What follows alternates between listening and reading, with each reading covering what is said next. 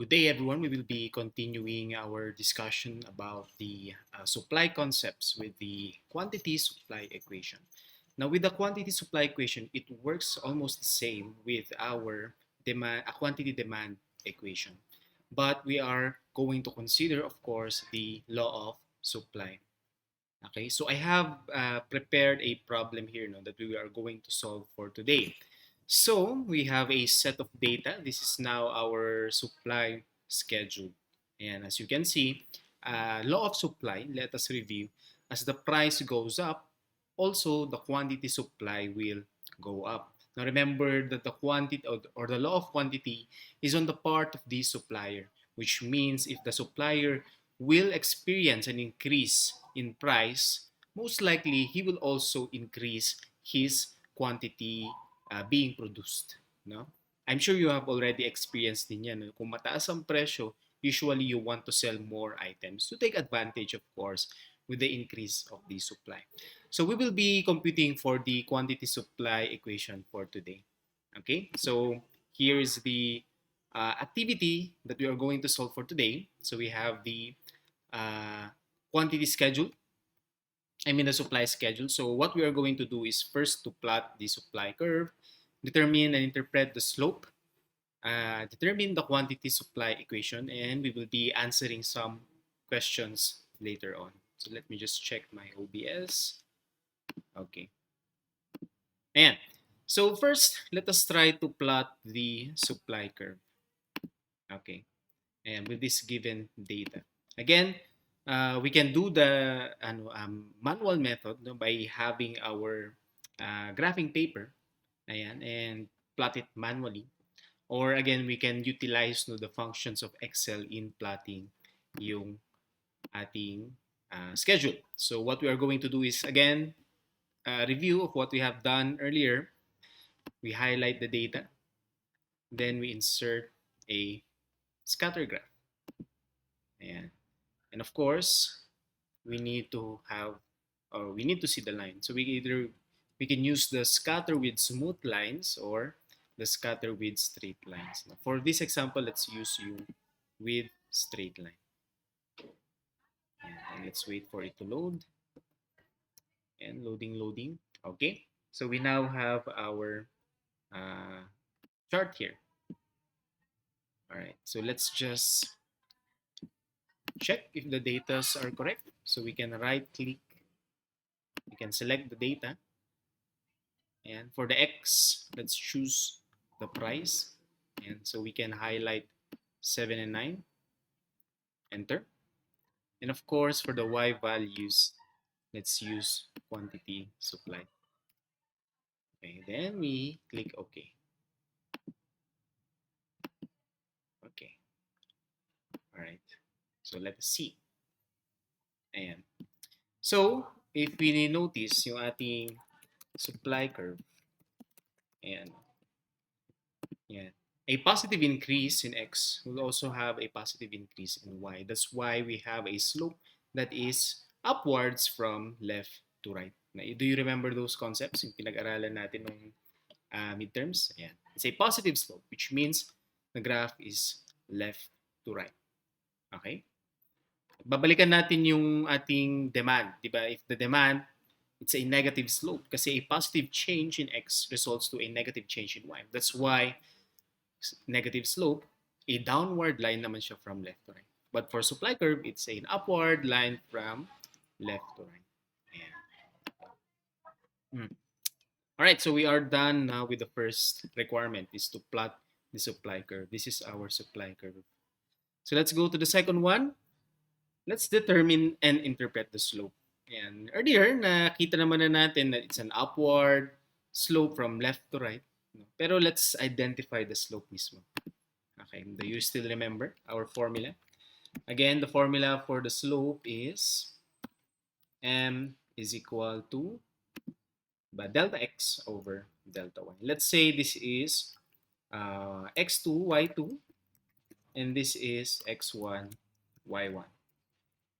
Okay, so delta x, delta y over delta x. So we have 600 minus 500 divided by 9 minus 7. Oops, 9 minus 7. Okay, so let's simplify. That is 600 minus 500, of course, that is 100 over dito, over 9 minus 7, that is 2. Okay, 100 divided by 2, our M is positive 50. Okay. Earlier, we have already interpreted naman on our slope, pero let's interpret it again. Do you still remember? What if our slope is positive? It means that it is an upward slope from left to right. A positive change in x will also result to a positive change in y. That's why the slope is positive. Okay, so we are done with the requirement number 2, which is determining and interpreting the slope. So let's go to requirement number 3. For requirement number 3 naman, we will determine now the quantity supply equation. But of course, let's identify the equation first. So let's copy this slope that we have computed earlier kasi we will use that, diba, in computing the equation. And if you remember, paano ulit natin i-compute ang ating equation? It is now a modified slope formula, which means that our delta y magiging y minus y1, and our delta x naman will become x minus x1. So let's substitute. We now have the value for the slope, which is 50. Okay, y2, y minus, again, ano yung dinesignate natin na y1, x1, di ba ito yan? So that is y minus 500 over x minus 7. Okay, so that is 50 equals, okay, we multiply, ano mo natin pala ito, 50 equals, we multiply both equations with what? X minus 7. And para matanggal si x minus 7. Okay. Palitin muna kita. Multiply natin by x minus 7. So, cancel po ito. Ayan. Let's cancel this one and cancel this one. Okay. So, matitira na lang po is yung, I will put the equation here. So, we have 50 x minus 7 is equal to y minus 500. Okay, let's multiply. And drag ko lang dito, palakihan ko ng konti. So we now have 50x minus, ilan po ang 50 times 70? Let's compute. 50 times 7, I mean, that's 350. So that is 350 is equal to y minus 500. Okay. Can we transpose? We now have 50x. Ipunta natin, let's move this y to the other side. So that is minus y is equal to negative 500 plus 350. Okay, let's simplify it further. We have 50x minus y is equal to negative 150. Okay. Let's try to convert it on the Y-intercept form. Do you still remember the Y-intercept form? That is y is equal to x, ax plus b. Okay. So, let's convert. Okay, we have 50x. Let's transpose 150. And let's transpose y on the other side. Let's just rearrange this one. So we have y is equal to 50x plus 150. Okay? So this is now our equation. Now, before we convert it on our quantity supply equation, syempre we have to check if this equation is correct or not. Okay? So, using this data, copy ko lang sa baba. All right. Let's check if it's true. Okay. Let's say that the price is 7 pesos. Okay. Let's substitute 7 pesos on this equation. We should have our y na dapat siya is 500. Okay. So let's put it here. So we have y is equal to 50 times 7 plus 150. So y is equal to 50 times 7, that is 350 plus 150. So our y is now 500. Okay? So, oops, sorry. Parehas siya dito po. Okay? Which means that our equation is correct. Okay? Now we have to convert this equation to our quantity supply equation. Okay? So, dito po tayo. Ayan. For our quantity supply equation, the y will now be the QS or the quantity supply, while the x naman will become the P. Okay? So from this, magiging QS is equal to 50P plus 150. And this is now our quantity supply equation. Ayan, i-highlight natin. Okay? Alright, very simple. Di ba? We are now using the concepts that we have learned in basic algebra. Okay, so we now have our quantity supply equation. Let's just copy this one. Dito.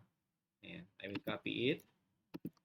Here, here, here, here, here, and here. Now, these are the six problems that we are going to answer later on. Okay? So let's start with this first one. If the price of the commodity in consideration rose to 12 pesos, what would be the expected quantity supplied? Okay, our given data now is the price, which is 12 pesos. Now let's substitute. What we are required to compute is for the quantity supplied. 50 times the price, which is given, that is 12, plus 150. Okay, so we have QS is equal to, ilan nga ba ang 50 times 12? So let's compute over here. 50 times 12. Oops, yes sir. Tama ba? 50 times 12, 600. So we have 600 plus 150. So now our quantity supply is 600 plus 150, of course, that is 750. Again, let us not forget the measurement. 750 units. Okay? Quantity supplied is measured in units, while price naman, of course, will be measured in peso. Okay? Or the legal tender, depende kung nasaang country ka. But in the Philippines, we will be using peso. Okay, let's try to solve naman number 2. Sabi dito, if the quantity supplied at a particular time was 350 units, what would be the price? Okay. Alright, so our given is the 350, which is the quantity supplied. We are required to compute for the price. So 150. Okay, so let's try to transpose 150 to the other side. So that is 350 minus 150 is equal to 50p. So that is 200 is equal to 50p. And we divide the whole equation with, of course, 50. So our price, 200 divided 50, of course, is 4 pesos. 4 pesos po. Again, reminders, price is measured by peso. And 4 pesos. Let's try number 3. Sabi dito, supposing the price was only 6 pesos and 50 cents, what would be the expected quantity to be supplied? Okay. Ito may butal. Let's see. Alright. So, QS. Oops. QS is equal to 50 times 6.50 plus 150. Okay, let's compute here. Ilan nga ba, sir, ang 50 times 650? Dito, let's let's always use our technology to compute to make our lives easier. So if you have calculators or Excel, make sure to use them. wag muna tayo mag-manual, no? Kasi sometimes manual will lead to errors. So let's utilize technology. So QS here is 325 plus 150, and our quantity supplied would be 325 plus 150. Pag-add natin, that's 475. 475. And if the price is 650, the quantity supplied will become 475 units. Again, let's not forget the measurement. Okay, so we have 3 more. Okay, let's try to solve number 4. Okay, if the quantity supplied is 880 units, what would be now the price? Tingnan natin, parang malaki masyado. Again, by the law of supply, syempre, if the higher the units, the higher the price as well. So we have 50p plus 150. Okay. Transpose natin. We now have 50p. Shortcut ko na lang to. I guess you know naman how. And 150. Again, 50p. Let's compute. Again, let's utilize technology. And 150. So we have 50p is equal to 730. Okay, divided by, of course, 50. So 50.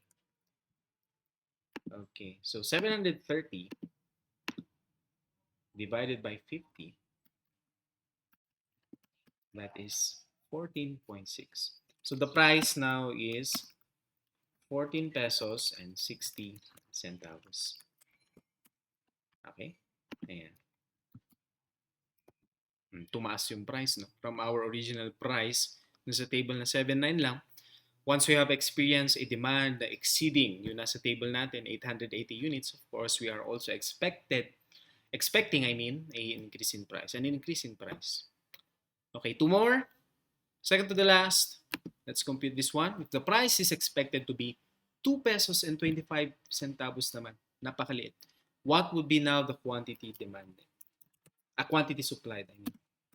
So we have 50 times 2, 25 plus 150. Okay, so again, 50 times 2.25, that's 112.5. QS is equal to 112.5 plus 150. So let's add 150. We have, okay, dito kasi, the quantity supplied is 262.5. Again, we cannot produce something that is half. Do you agree? For example, if you're producing clothes, hindi ka naman pwede mag-produce ng kalahating clothes. So what we are going to do here is to round off or round up. So from 262.5, it will now become 263. Okay? So our quantity supplied will now become 263. And we are still true with our law of supply. The price has gone down, also our supply will go down. Okay? Okay, last. If the price is expected to decrease by 150 next week, what would be the expected change in quantity demanded for the commodity? Ayan, bagsak presyo na. 150. So, QS is equal to 50 multiplied by 150 plus 150. Ayan, so was 75. Let's confirm. 1.5 and it's 75 plus 150. Okay, our quantity supply now would become 225. Ayan. Okay, so that is the quantity supply equation. Just a recap, no, it's almost the same with the quantity demand equation, but we are following the law of supply, which means a positive change in X will result a positive change in Y. or a positive change on the price would also result to a positive change on the quantity demanded. Same as it goes when a negative change